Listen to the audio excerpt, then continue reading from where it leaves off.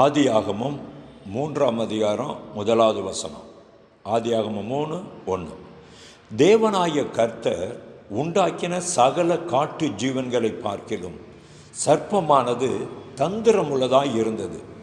அது ஸ்திரியை நோக்கி, நீங்கள் தோட்டத்தில் உள்ள சகல விருட்சங்களின் கனியும் புசிக்க வேண்டாம் என்று தேவன் சொன்னது உண்டோ என்றது. இந்த வசனத்தில் நாம் ஒரு பாடத்தை கற்றுக்கொள்ள முடியுது. என்னுடைய சுபாவம் எப்படியோ அப்படித்தான் நல்லதோ கெட்டதோ என் வாழ்க்கையில் நடக்க போகுது. கலாத்தியர் பரிசுத்த பவுல் சொல்கிறது போல, மாம்சத்தின் கிரியைக்கு நான் உட்பட்டு, அதாவது விபச்சார சிந்தை, வேசித்தனங்கள், பகைகள், எரிச்சல்கள், இப்படிப்பட்ட சிந்தையும் இப்படிப்பட்ட காரியத்துக்கு என்னை உட்படுத்தி கொள்கிறவனா நான் இருந்தேன்னா, எனக்குள்ள பொல்லாத வல்லமை, நரகமும் நரகத்தினுடைய வல்லமையும் என்னை ஆட்கொண்டு அந்த கிரியைகளை செய்யும்படியாக முழுமூச்சோடு எனக்கு அது சப்போர்ட் பண்ணுது. அதே வேளையில் ஆவிக்குரிய கனியை உடையவனாக நான் இருப்பேனானால், கர்த்தருடைய ஆவியானவர், பரலோகமும் பரலோகத்தின் வல்லமையும் எனக்கு முழு சப்போர்ட் பண்ணுது. இப்போது சத்துரு பக்கம் நான் போகிறேன்னா, பரலோகத்தின் பக்கம், அதாவது நித்தியத்தின் பக்கம் நான் போகிறேனாங்கிறது என்னை பொறுத்தது.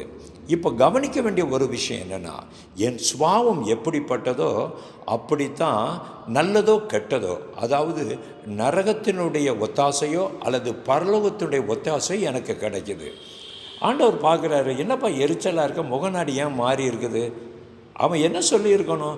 ஆமாம், அவன் காணிக்கை ஏற்றுக்கிட்டீங்க, என் காணிக்கை ஏற்றுக்கல, அதனால தான் இவ்வளோ எரிச்சலாக இருக்கிறேன், இவ்வளோ கோபமாக இருக்கிறேன்னு சொல்லியிருந்திருக்கணும். இல்லை, அந்த எரிச்சலை அவன் ஆண்டுக்குள்ளே மறந்ததுனால எரிச்சல் பட்டவன் கொலைகாரனாக மாறிட்டான். ஆனால் யோசிப்பு அப்படி இல்லை. கர்த்தருக்கு பயப்படுகிறவனா அவன் அங்கே இருக்கிறபடினால எல்லா சூழ்நிலைகளையும் அவன் தள்ளி போடுறான்.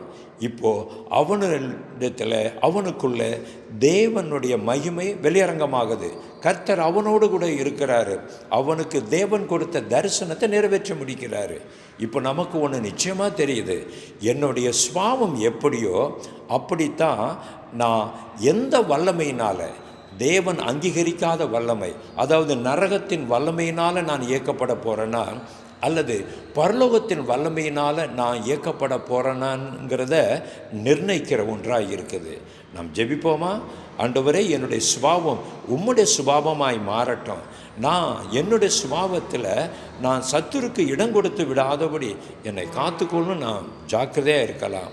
தந்திரமாக இருந்ததுனால பிசாசு இதை நம்முடைய பாத்திரம் இங்கே ஒன்று இருக்குன்னு அதுக்குள்ளே பூந்து, சர்ப்பத்துக்குள்ளே பூந்து என்ன பண்ணிட்டான்னா, ஆதாமையும் ஏவாளையும் அந்த வாக்குத்தத்தத்தை விட்டு வெளியே கடந்து போகும்படியாய், துரத்தப்படும்படியாய் அவன் அங்கே கிரியை செஞ்சிட்டான்.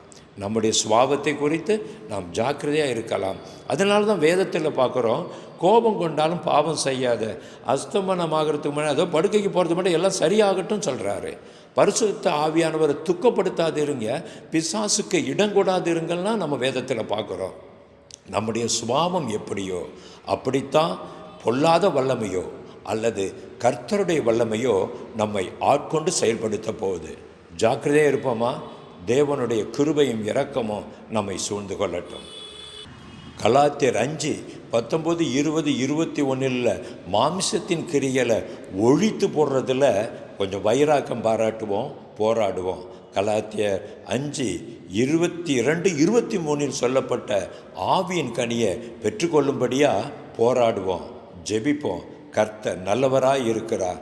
நாம் பரலோகத்தின் பக்கமே சார்ந்து நிற்போம். அதுவே நமக்கு போதுமானது. அதுதான் நமக்கு மகிமையும் சந்தோஷமும் ஆசீர்வாதமாக இருக்க முடியும். ஆமென், ஆமென்.